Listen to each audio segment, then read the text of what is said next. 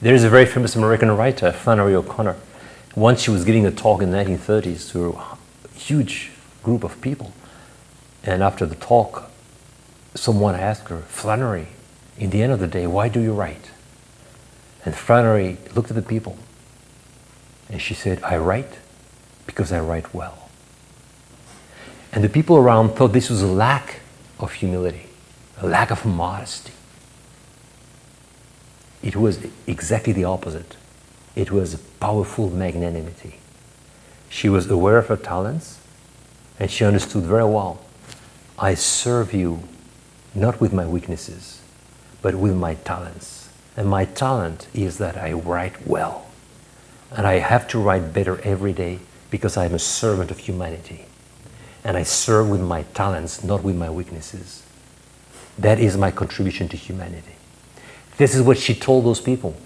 They didn't understand a word of that, of course, because they were small people, small-minded, pusillanimous people. And they interpreted magnanimity, greatness, as lack of modesty. When it was not lack of modesty, it was a lesson in magnanimity. Powerful. Flannery O'Connor, 1930s. Service is something that requires self-knowledge. We need all those levels of self-knowledge. We mean basic humility, fundamental humility, in order to get to the humility that is the humility of service, that is the top of the pyramid. And then you have service, which is fraternal humility, which is the humility of serving the others. You know, it's very nice to speak about service. Well, I want to serve. Okay, but tell me how you are going to serve. This guy is never fighting against his flows. Never. This guy has no idea about what his talents are.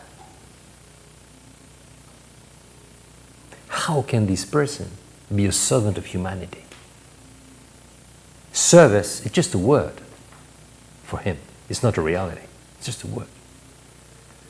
So if you want to serve magnanimously, if we want to serve efficiently the others, we need to have fundamental humility. And this fundamental humility will bring us to the level, the top of the pyramid, that is service in practice. And here it is. Here's the pyramid, how it looks like. Look, if you practice the 4 fundamental virtues of justice, self-mastery, courage, and prudence, you are what we call an integrated human being. This is what we call integrity. Good people.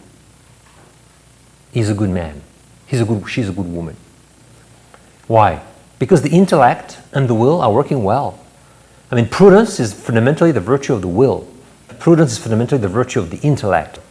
Courage is fundamentally the virtue of the will. Self-mastery is the virtue of the will, looking at the passions and emotions. And justice is both the intellect and the will, because justice is about giving each one what is due to him. So first we need to identify what is due to someone, so the intellect. And second, we need to give him what is due to him. That's the will. So justice is both intellect and will. Prudence is intellect. Courage is the will. Self-control is the will. This is schematically speaking, because of course in all those virtues they have heart, will, and intellect. But in order for us to understand better, I put it that way.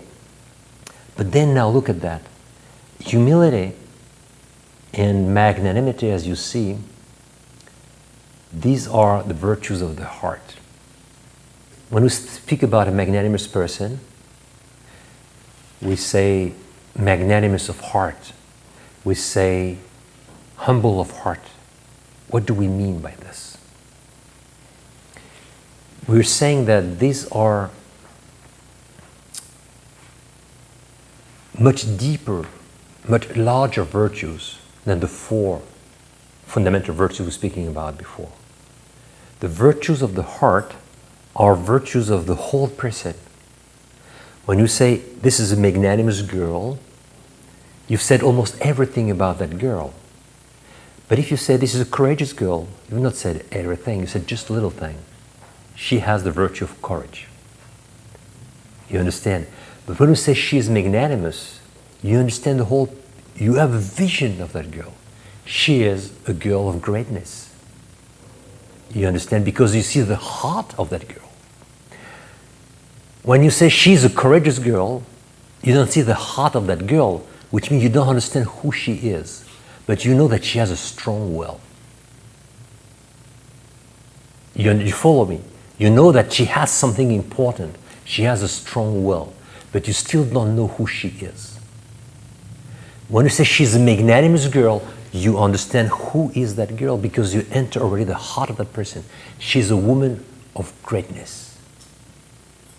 It's the same thing with humility. We say he is a humble person. If you know all the theory of virtuous leadership, you understand, you mean that he is a man of service. His heart is a heart of service. He's a servant of humanity. He's all the time on the run to serve people. You have a vision, a full vision of what that person is.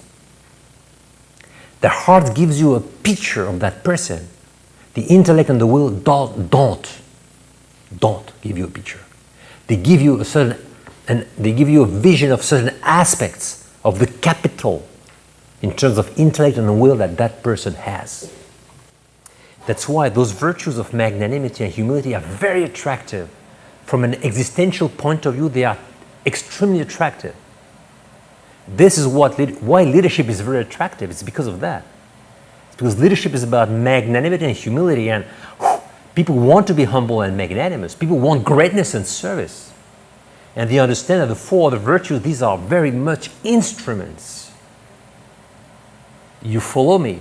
Why the virtues of the heart, it's about who are you? That's why my second book, called Created for Greatness, it's about the ideal of leadership. It's leadership as a life ideal. Leadership is a very attractive science because it's a life ideal. You know, courage is not an ideal. Self-control is not an ideal. But magnanimity, it's an ideal, of course. It's the ideal of greatness. Courage is not an ideal, it's an instrument. Self-control is an instrument.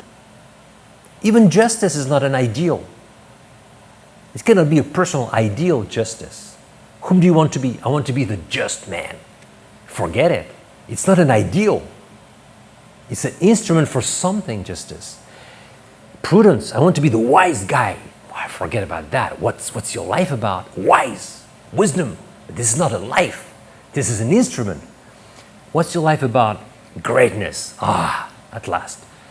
Greatness, service. These are not instruments. These are ideals.